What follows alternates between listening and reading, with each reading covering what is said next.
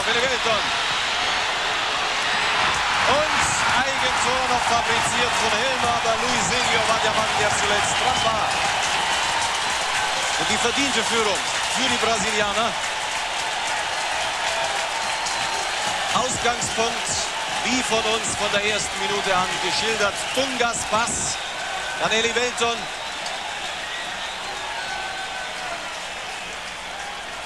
Setzt sich durch gegen Effenberg. Pressball. Luisinho.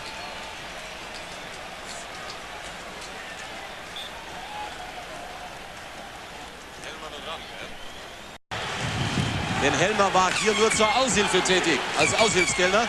Das ist richtig, aber er braucht gar nicht so hingehen, wie er hingeht, weil was kann er machen? Er hätte ihn im Zweifelsfall ausgespielt, aber nichts wäre passiert. Er wäre ja eine Außenlinie gewesen.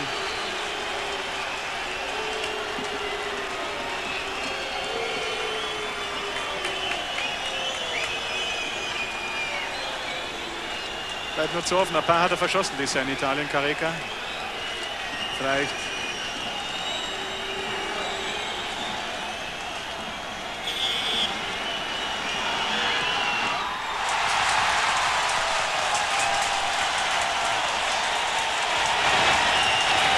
Tja, wir hatten uns zwar sehr häufig als Zwischenschnitt heute die brasilianischen Damen auf den Rängen gewünscht, aber nicht aus solchem Anlass. 2:0 für Brasilien, Careca mit Foulelfmeter. Man kann nur sagen, wie im Dezember letzten Jahres, alles wie gehabt.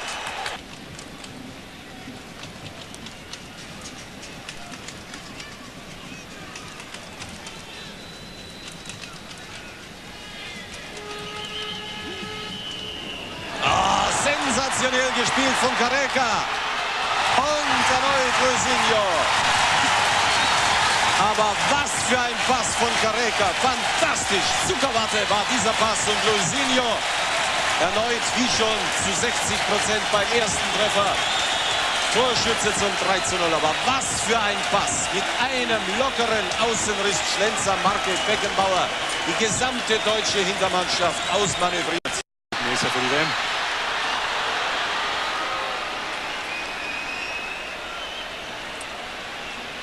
Die deutschen Stürmer kennen das Spiel 1 gegen 3. Klinsmann und das ist es doch. Musterpass von Christian Ziege. Das gönne ich ihm. Bei seinem Länderspieldebüt. Super gespielt. Hat er von den Brasilianern gelernt in der ersten Halbzeit. Und aller guten Dinge sind 3 für Jürgen Klinsmann. Dritte Chance, erstes Tor. Bin ich sicher, ob er nicht im Abseits stand. Sah mir sehr verdächtig aus. Bräuchte man eine etwas andere Kameraführung. Na, war nicht im Abseits. Nummer 6 steht drin. Branco stand drin. Kein Abseits. Reguläres Tor.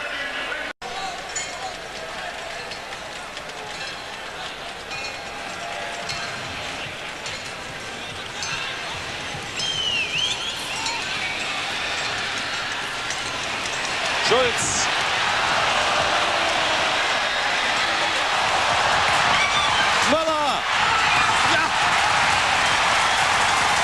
Wir haben ja wieder Hoffnung, meine Damen und Herren.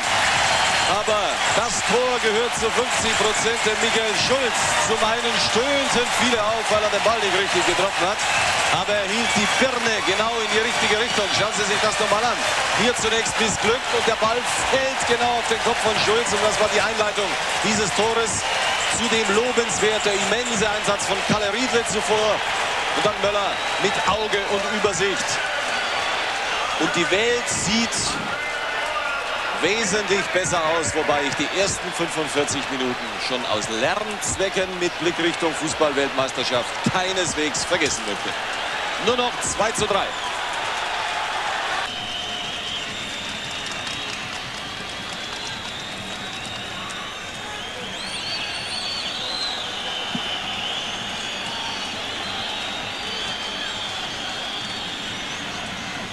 Und Klinsmann! Ausgleich! Ausgleichstreffer! Langer Einwurf, sagte der Kalle beim zweiten Anlauf von Michael Schulz. Klappt das? Schulz damit schon am zweiten Tor beteiligt. Tafarel erneut mit immensen Schwächen. Totaler Blackout beim brasilianischen Keeper. Die Hintermannschaft nicht im Bilde und in allerletzter Sekunde Jürgen Klinsmann, dem ich das ganz besonders gönne, denn was hat er für ein Arbeitspensum hier heruntergespult und wie unglücklich mit 2 vergebenen Möglichkeiten begann er dieses Spiel. Und mit einem Lob von Jürgen Klinsmann wird dieses Spiel in der 91. Minute mit dem Ergebnis voraussichtlich beendet, dass da tatsächlich schon eine halbe Stunde zuvor an der Anzeigetafel stand. Tja, wer hätte das gedacht? Wir nicht. Aber ich glaube, Sie auch nicht, liebe Zuschauer. Eine Halbzeit lang Leerfilm, dann fast 20 Minuten gar nichts und dann Hoffnung für die Zukunft. Speziell in Spielen gegen Brasilien. Welcome back to RFK Stadium in the nation's capital, Washington, D.C. It is indeed Game 3 of U.S. Cup 93. Here's the lineups for Brazil with Taikio. Tafarel in goal. Number 2, Jorginho, plays at Bayern Munich. An interesting fact there. We go to Brazil's midfield and attackers. You look in there and you have Rai, number 21. He'll be the captain. He played for Sao Paulo. And number 9, Careca, the leading scorer for Brazil in the 1986 World Cup. Kopka will be in goal. He's taken Ilgner's place. And also Matthias Sammer, a very good player going forward out of the back. For Germany in the midfield, Effenberg, an elegant midfielder. Mateus, number 10, is the captain. Christian Ziga will play the first time ever for Germany. And Jürgen Klinsmann, he's their great goal scorer. And there is Lothar Matthäus, number 10. Arguably the best soccer player in the world. Certainly with the best soccer team in the world. Germany, the defending World Cup champions from 1990 at Italia, where they defeated the then reigning champions, Argentina, in the final. Today, the Brazilian fans are out in full force. Those from here in the Washington, D.C. area, others who have traveled for U.S. Cup 93. Always a large entourage following the Brazilians wherever they go around the globe.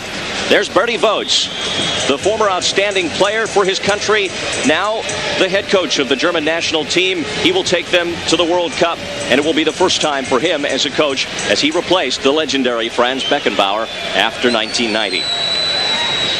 Bertie Voets, of course, with 96 caps for the West German team. That's when it was West Germany. Now it's Germany. And we are on. It's headed out by Effenberg, and now a corner kick for Brazil. Stefan Effenberg, who we just saw there, plays for Fiorentina in the Italian First Division. As do quite a few of the players from each of these two teams. And this is the aforementioned Branco, a strong left-footed player, and one would suspect, Ty, as he lines it up here, that this ball would swing out to the far post. Indeed it does. Running onto it is number 14, Marcio Santos, and it will go out for German possession.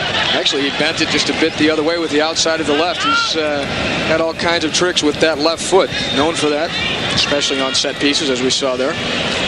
But when I mentioned before, many players on each of these two teams playing in the Italian First Division, where the highest salaries are paid. 5 players on the German roster in this game play in the Italian Serie A, as they refer to it there. It is their premier division and arguably the best division of soccer on the globe. Branco upended by Andreas Moller and a foul given. Moller from Juventus in the Italian league. An exciting midfielder. Tremendous speed and shooting ability from the midfield. He's a holdover from the World Cup champion team. Here we see the foul. Branco trying to shield the ball, instead gets cracked by Andy Moller.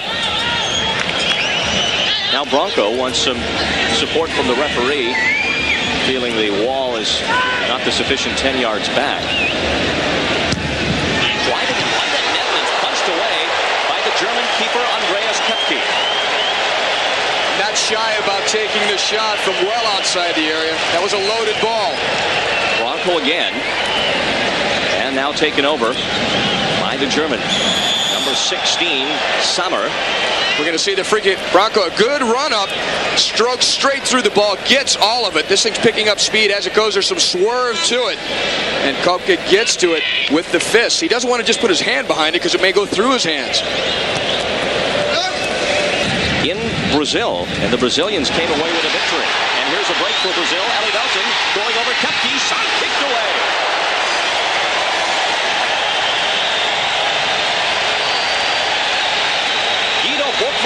6 there with a great save, Ty. And it goes back to Dunga, a slicing pass through the German defense. And Eli Velten, who has tremendous speed, gets it past Koepke, and it's Buchwald who slides across and saves the almost sure goal. Now Bronco back to the action, sets for the corner.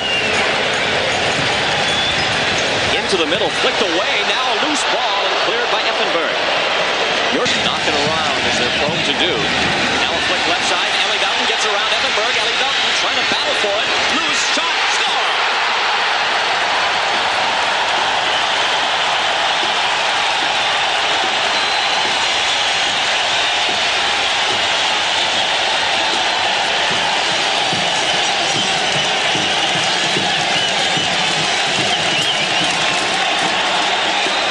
The Brazilians have exploded through the German defense, and they did it using the speed and the explosive change of pace of Eli Velten.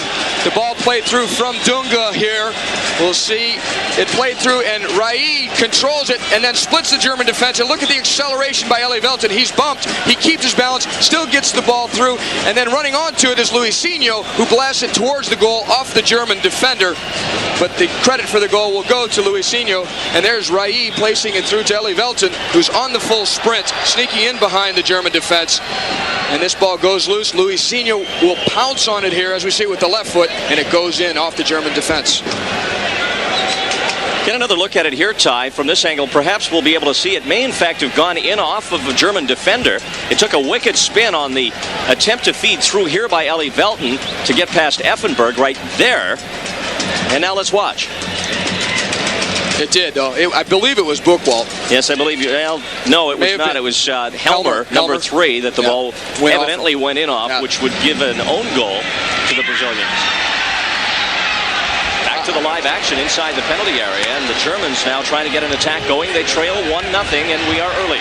Who it went off of, but the main play here is Rai pushing the ball just at the right time for Eli Velten, and Eli Velten is able to keep his balance here despite the challenge. Now look at Luisinho pounce on this ball. It's past the keeper, and it goes off the right foot of Thomas Helmer, trying to defend, but he's just trying to get into the best position possible. It's barely a reaction. It goes off his foot. Not much you can do. You almost have to congratulate a guy for hustling to get back there. Hated his shoulder in practice up last year, and he was one of their outstanding forwards also at the European Championships 1 year ago. He just seemed to mistime that bounce as it came across. He had a good stab at it. Here's the play. It's a good through ball, penetrating the Brazilian defense. It's run out to look at the kick by Bronco, but it's cut back. See, the bounce was a funny bounce. It had topspin on it, but still, he had such a large portion of the goal to shoot at with the full instep that he had using the side of his foot. So the ball played through here. This is some great stuff. And it's cut back, and Klinsmann just hits it there. And in fact, Marcio Santos ends up saving it and clearing it off the line. U.S. plays Germany for the first time ever, and they're talking about a crowd at Soldier Field that may reach 60,000, which will be an all-time record for that city hosting soccer of any kind. Chicago, of course, to host the opening game of the World Cup in '94. On the free kick. Plenty of power there by Julio Cesar. Not much. They could have won it by 4 or 5 goals if they had any luck. Really. Outchanced Argentina tremendously. Here's a chance for Eli Velten. Effenberg back. And he brings Eli Velten down in a penalty.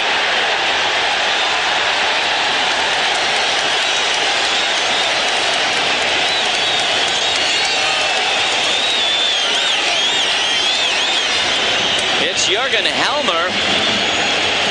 Rais pushes the ball through, and Eli Velten has such a great change of pace. He's getting behind all the German defenders. The sweeper Helmer comes all the way over and goes for the ball, misses the ball, so he's late, takes the man instead.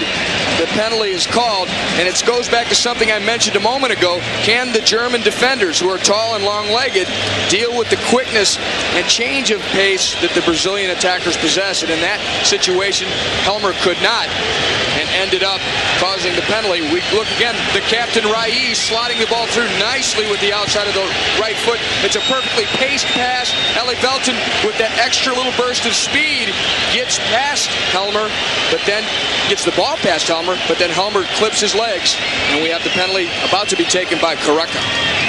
So to the penalty spot we go now, and a chance for Brazil to double their lead. Koepke set, as is number 9.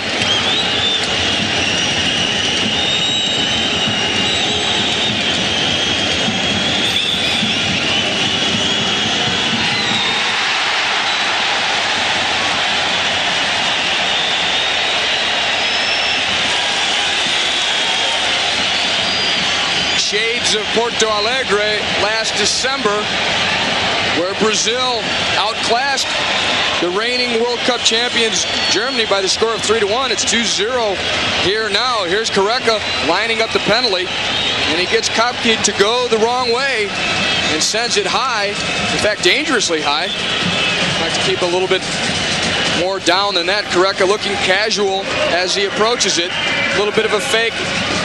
He sees the keeper leaning the other way, goes to the near side.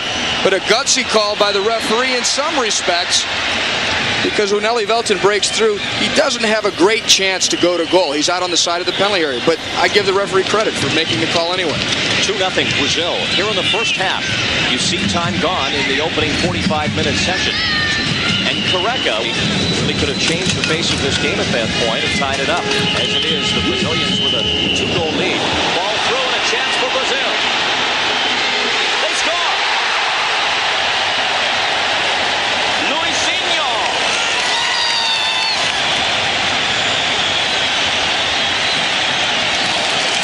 All it takes is a creative little flick of the ball.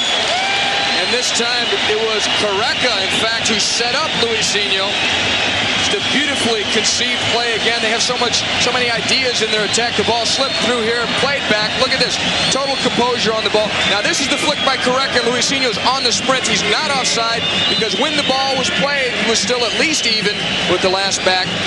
And he beats Kopke easily. And this could turn into a rout. Elmer unable to stay with his man. This is the flick by Careca. He's got eyes in the back of his head directly onto the run of Luisinho. He didn't even have to break stride. And now he takes his time, pushes the ball slightly over the diving goalkeeper, Kopke. And it's 3-0 for Brazil. But that's a lovely attack right up the center of the German defense, where you would think they would be strongest. But the Brazilians have that kind of skill to make it through in very tight spaces.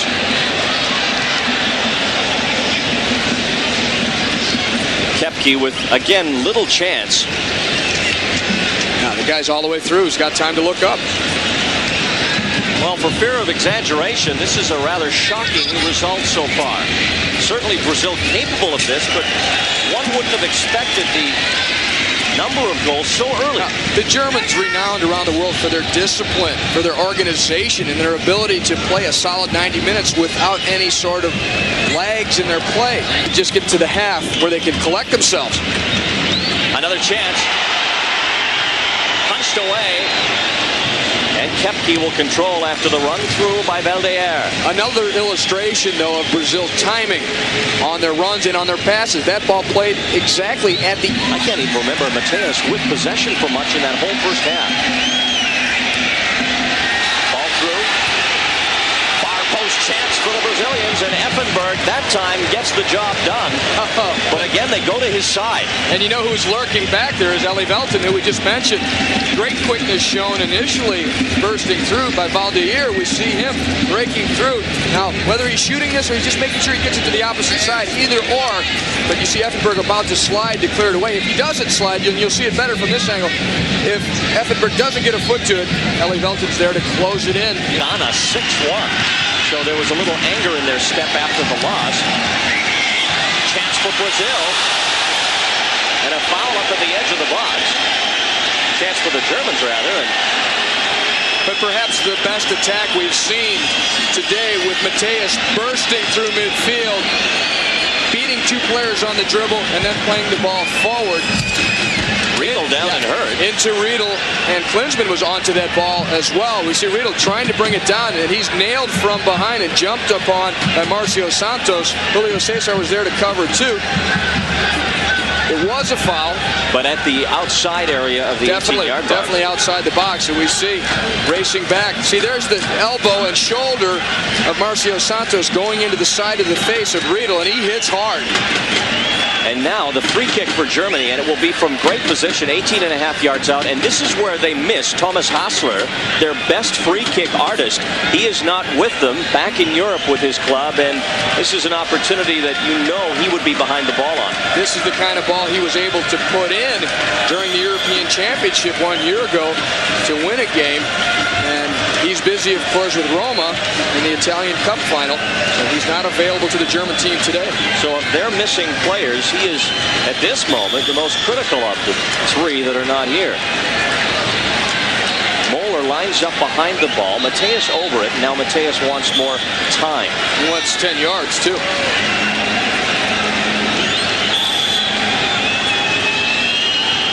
Mateus still arguing his case. The referee says play on. Now he wants a yellow card now, really, for Bronco. He's got a shoving match going along. Inside the wall, Riedel and one of the defenders pushing up. Now Effenberg comes in and throws an elbow. And the German temper starting to flare, and now the referee's going to take control here. He's going to have to. Bronco is going to see the yellow card from Arturo Angelis, the American referee.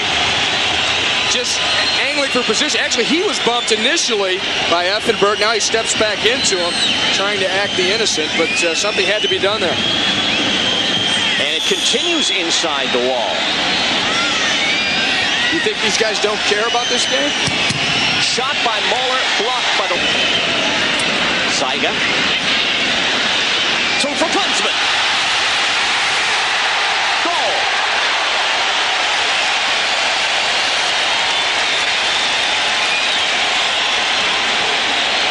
It's a goal for Germany, but Klinsmann visibly limping. It may have been an expensive goal for them in that it may not change the result of this game, the overall result. Klinsmann in obvious pain coming to the sideline. But finally the Germans were able to break through. Here's the steal by Zega, and now he dribbles across and slots a beautiful ball through the entire Brazilian defense. Klinsmann racing to it, slipping it through Tafarel's legs, in fact. But I think as he slipped it through, he collided with perhaps the bottom of the shoe of Tafarel. There it is, the ball plays through. No offside. Klinsmann's through. Now Tafarel, they slide into each other, and I think that's where Klinsmann took the knock. One more look as Saiga, the 23-year-old in his first game, feeds the veteran goal scorer, and Klinsmann showing his tremendous foot skills there. And his speed to get to the ball. Right now, Klinsmann is down on the field at midfield receiving treatment, and Germany down a man for the time being. And now Karl-Heinz Riedel is down. There's Klinsmann getting a little refreshment as well. I think that's the main idea there. To get some fluids back in him.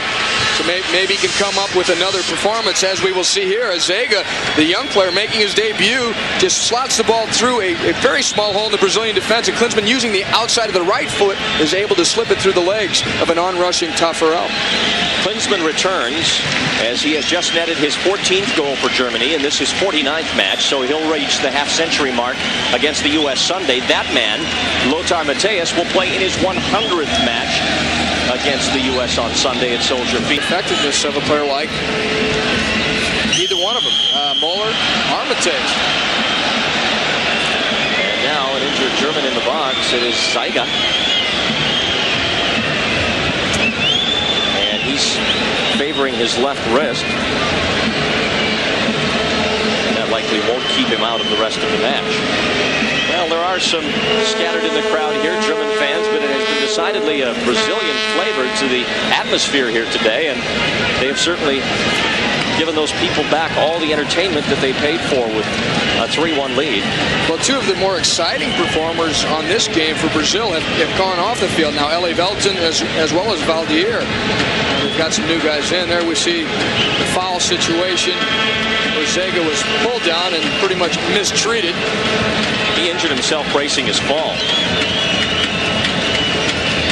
This will be one of the World Cup sites in 1994, RFK Stadium here in Washington. And this has also been the site of, I guess we could call it perhaps the most thrilling American soccer victory since 1950 when they beat England in the World Cup, or maybe the biggest since last night when the United States beat England. But that was until last night. Got onto, but the whistle did blow for the yellow card. There's Moeller. He's splitting the Brazilian midfield and defense, and he's just taken out in a big way. And that's a NHL-style hip check in my book. So Dunga is booked for Brazil. Second yellow card of the game. Both have gone to the Brazilians. The other one after that tussle on a free kick about 15 minutes ago. In this tournament, if you collect 2 yellow cards overall, you miss the next game. Germany trailing 3-1. Just over 10 minutes left on the stadium clock here at RFK. Jorginho heading it down. Back to Schulz. Schulz keeping it alive. Reno up. Loose chance. Muller, open net. Score!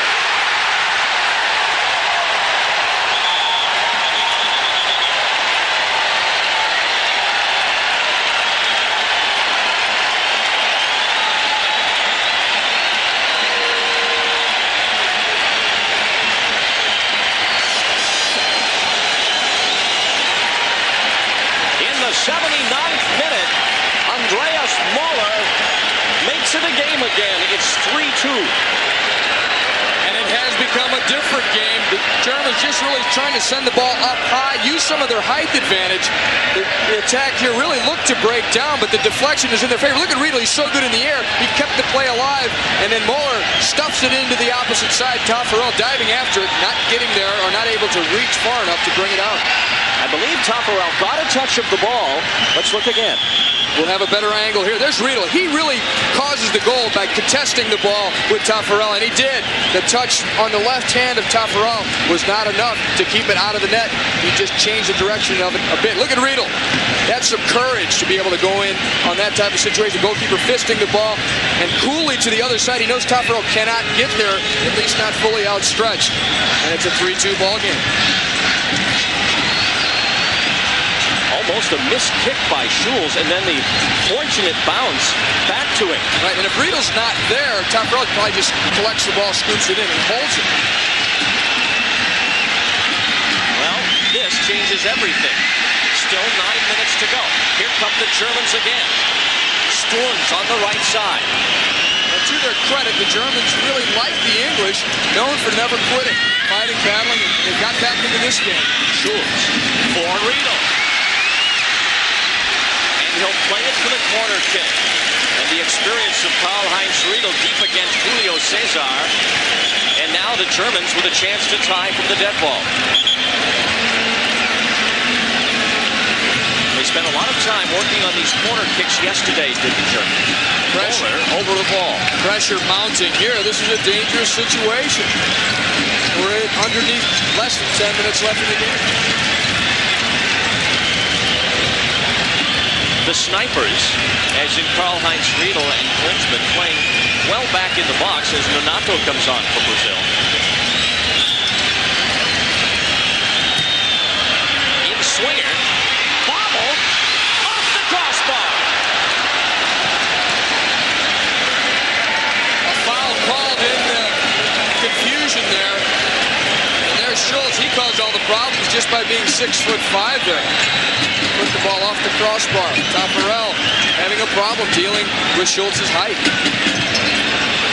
The in-swinging corner by Muller, and there's Taffarel. He goes up, he doesn't get it. In fact, Schulz gets his head to it first, and there's the ball off the bar, but I believe the foul had already been called because Schulz backed into Taffarel.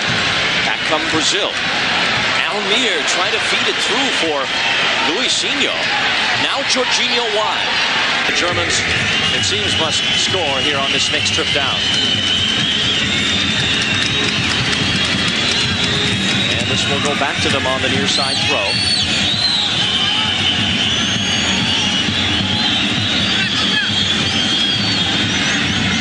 Chance for Klinsmann!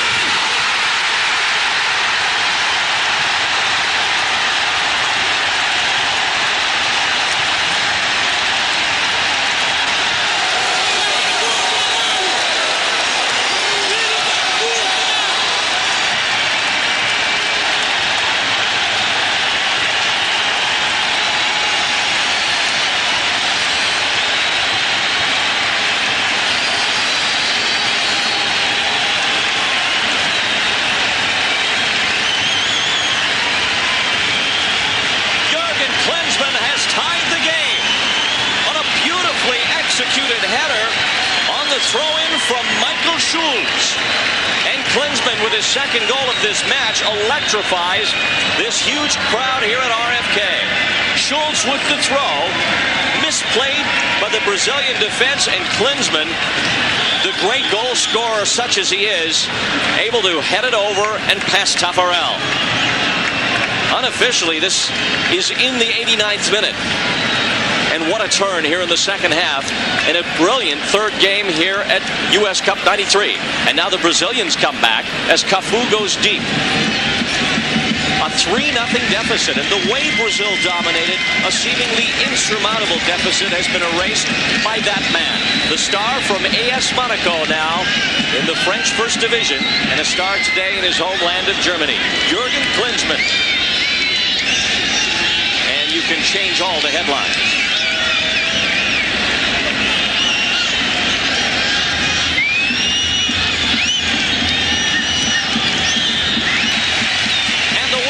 To indicate the end of this game. The match is over, and Jürgen Klinsmann is the hero of the day. 2 second-half goals, and the Germans come back from what seemed to be an insurmountable 3-0 deficit, and they leave with a point.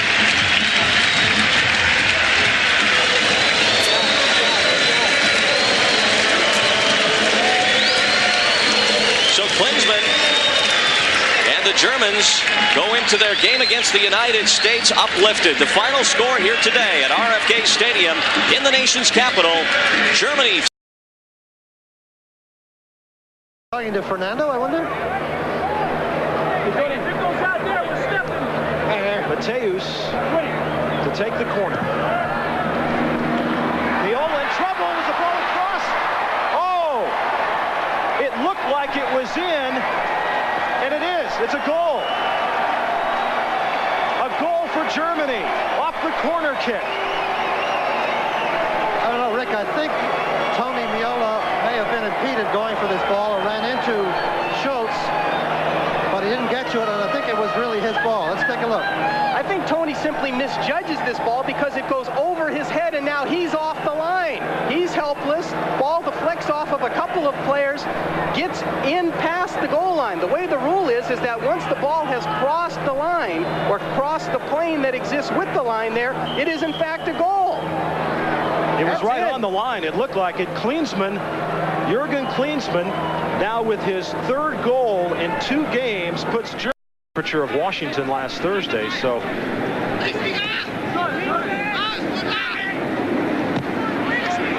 long ball coming down to Waverly. Off the chest, the shot, the center, the score! And look who it is, Thomas Dooley.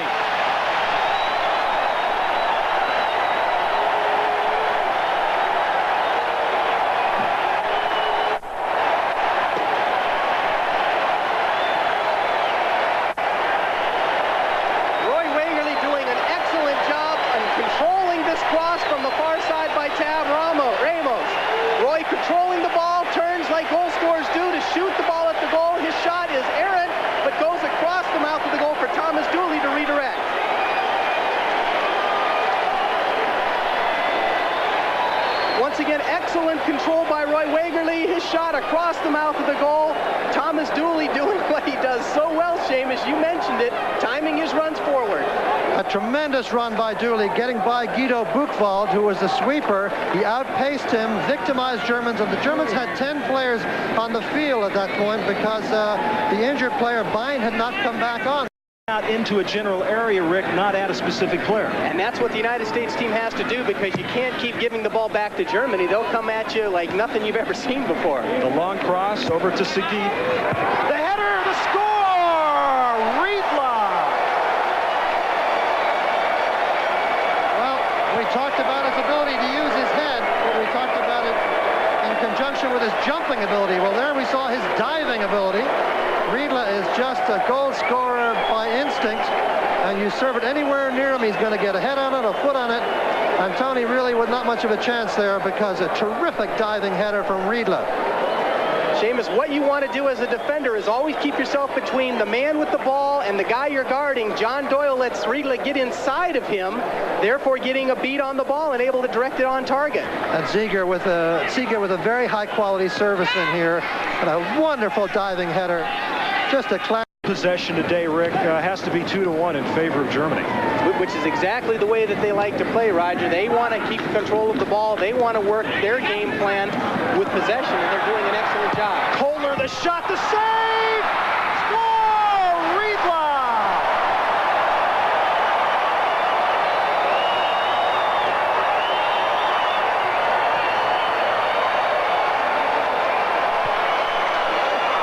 blast from outside that set that one up. Riedle with the goal, with the easy rebound for Riedle to knock away. But a tremendous shot by Jürgen Köhler, who comes forward from his central defensive position to crack that shot off the crossbar. Look at this shot from about 20 yards, 25 yards under the crossbar, hits the crossbar, comes down, not over the line, but Riedle, ever the opportunist, ready to knock it in. And Seamus, you got to remember, anytime there's a shot back towards your goal, you've got to follow the ball. The shot here is a blast. Tony deflecting it off the post, but Riegel follows the shot up, whereas John Doyle slows down a little bit, and he's got himself a wide open tap in front of the goal. Look at this shot, and watch this touch by Miola. We can just see it, a little touch down off the crossbar. That's an interesting shot, and it's very easy there for Riedle to just... The fatigue factor here, Rick. The U.S. players have done a tremendous amount of defensive running here. There's a man open on the far side, Effenberg. Armstrong giving chase. And the Germans with space to center. The head to score! Riedle!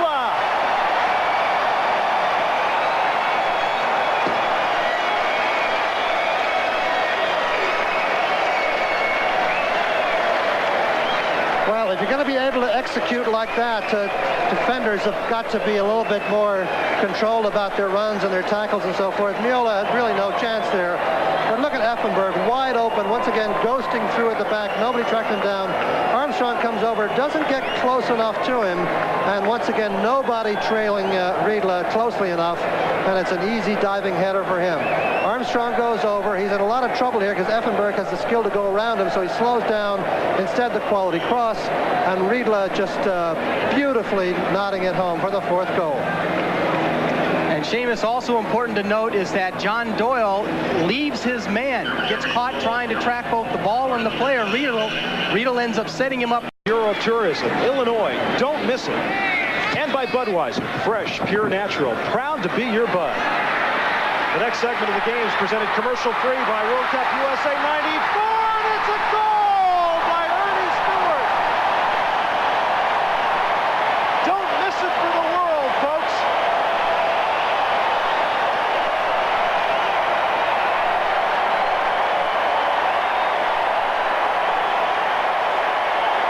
Ernie Stewart with his first goal in international play. This play starts by Mike Lapper just pounding the ball down the field. What does an Ernie Stewart do to your team? Speed. Running on to the end of that pass. Kupka coming out of his goal. Ernie just slots it into a completely empty net. Tremendous speed by Stewart. This is just what we talked about, how he would give a different look from Wijnaldum. Puts it between the keeper's legs and it rolls just over the line. But that's why Ernie Stewart is such an exciting addition, and frankly, very often a greater sub than a starter, because he's the kind of guy who really surprises you coming in off the bench.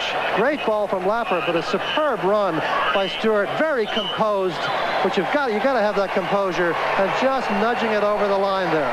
And an incredibly difficult Village, really a nice young guy. Had a great Olympic Games for the United States in Barcelona, played very well over there. Long ball by Harks into the box. The header! The score! Thomas Dooley!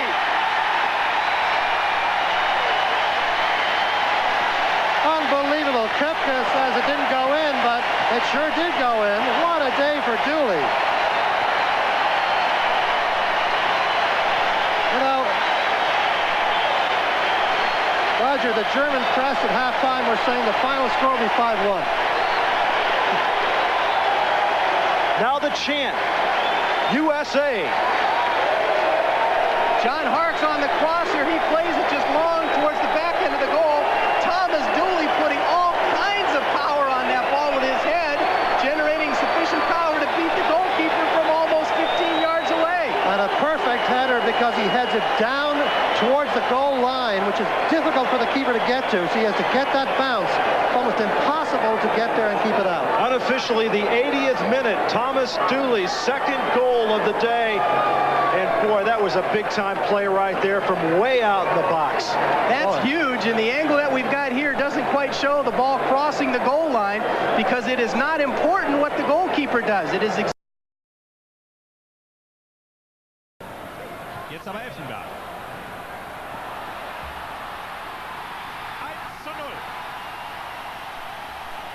in der 26. Spielminute.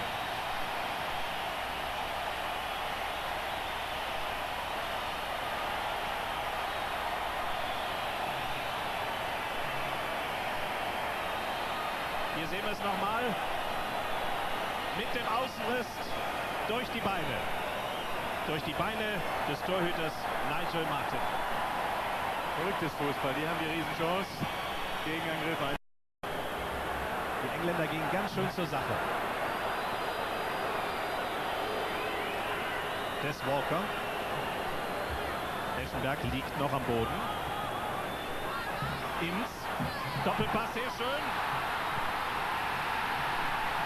Ausgleich durch David Platt. Sensationell gespielt. Allerdings hervorgerufen, weil sich alle hier mehr um Effenberg gekümmert haben als ums Spiel.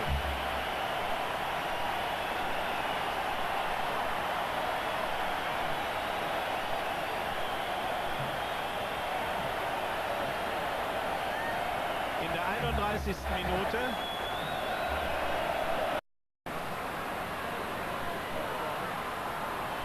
Ziege.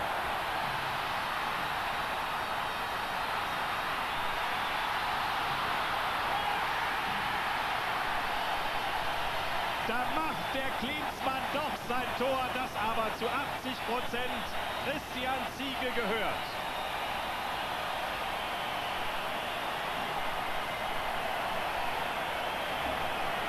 Wenn es noch eines Beweises bedurft hätte, dass der Mann mit der 17 einer der Gewinner dieses Spiels ist, dann diese Szene.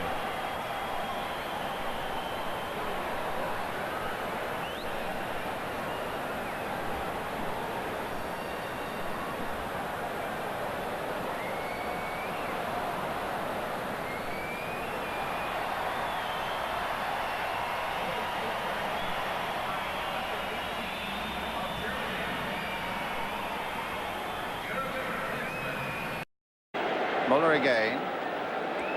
Long cross coming in towards Riedler. Good with his head! And just wide of the England goal. Riedler, so good in the air. He's not the biggest of men. At 5'10" is Karl-Heinz Riedler, but got up so well and was allowed a certain amount of space as well. Ron? Yeah, well, this is exactly the ball I'm thinking of. They're over-hitting the centre. They're missing Pallister out. Riedler's done brilliantly. He's done that twice already where he's pulled on Earl Barrett's shoulder. And I mean, he's very, very close to a goal there. I don't think he actually went for goal here. I think he's probably just trying to keep the ball in the danger area. What we also know, of course, today, Brian, is as well, all right, it's billed we would think as a friendly, although it's a US Cup game. But there's never, ever a friendly between us and them, is there? Never, ever. Riedler. Klinsmann's up ahead of him. Effenberg's on the far side. Here's Stefan Effenberg with a shot. Over the top. But that's two chances the Germans have made in a fair amount of space in the last 90 seconds or so. Germany get it away again, up to Effenberg. And now once again Muller, who's having a terrific game through these midfield areas for Germany. Riedler's gone off him on one side, is still with Muller. He might try a curling shot. Beautiful save by Martin.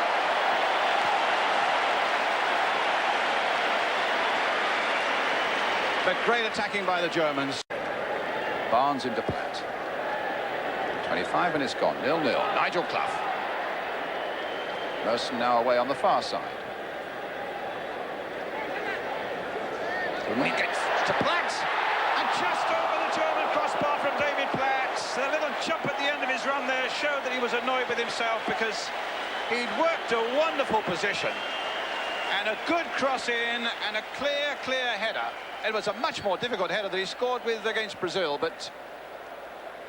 Yes, I mean, but this is David Platt at his best. Forget the finish. I'm not talking about the finish. The timing of the run from midfield. I'd like to see him doing that an awful lot more against these, because I think he can exploit the sweeper. He's just got too much on it, actually. I think they were looking for a bit of an offside on Platt as well, but he timed his run brilliantly there. And as you say, the thing is usually excellent, that he hasn't done. Here's Matthäus, the little chip for him. It's Effenberg, he's released here. Stefan Effenberg with a shot, and Germany score. Effenberg, the scorer. 26 minutes gone, and England just a moment ago so close to being ahead. by Nigel Martin, beaten by Effenberg, and Germany are a goal ahead. Yeah, but he's been threatening this all match, Effenberg. He's been running down that right-hand gully all game. Great chip in from Matthias. That was why David Platt's run there was so important, wasn't it? That's one of the few times yet that we've burst from midfield and got ahead of the ball. Schultz, well, that might offer something for Merson. Oh, a fabulous shot and a fabulous save. Merson caught that superbly on the volley. I thought for one lovely moment it was going to dip just in under that German crossbar, but up came Ilgner. From here, Brian, I'd have put my mortgage on it. We're right behind that. It looks ill. That's a great save from Ilgner, because it looked as if it was past him. England's corner. Clough throwing it in again. That's an easier one for Bodo Ilgner, and the little throw out, trying to release Effenberg, but Sharp had got back there quickly for England. Here's Ince. Effenberg has stayed down. The game goes on. There's Walker on the far side. Ince gets it back again from Barnes to Ince, and it's a goal by Platt, and it's 1-1.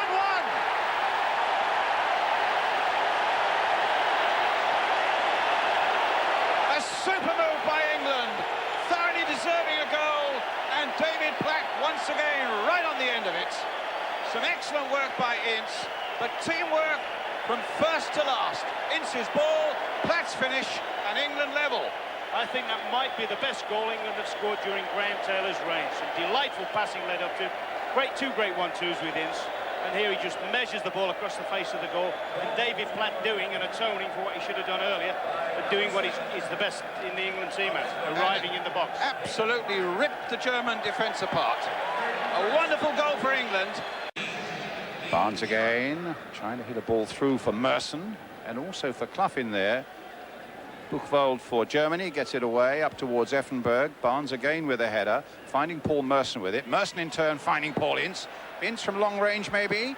He's got to find a yard first. He finds that yard and is pushed away well again by Bodo Ilgner. A ferocious shot there from the England midfield man.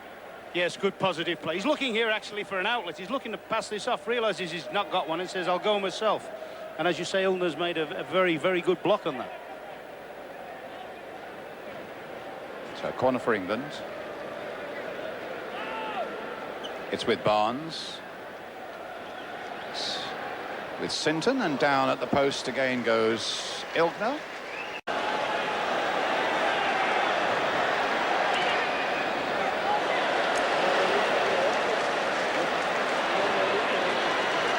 Klinsmann stopped momentarily, but here's a chance now for Ziege. And Martin just got a touch on it, but Klinsmann finishes it off, and Germany go back into the lead. Nigel Martin just got a hand to that shot of Ziege's, and for a moment it looked as though England was safe, but that vulture of vultures, Klinsmann, was in there, and it became a formality. Just got a touch there, but here's Klinsmann arriving. What is nice about them today as well, they look to be playing the way we would associate German sides to play. I mean, there was a thing in the 1990 World Cup where they weren't the most popular winners, were they? Well, they were flying around looking for penalties all the time, weren't they? Apart from anything else. Ince with a shot, just wide of the German goal. Graham Taylor with plenty to reflect on, and it's got a little better over the last couple of games, even though England have been beaten here. The US Cup 93 goes to Germany, but England by no means disgraced here against the world champions. Klinsmann having scored the winner for Germany.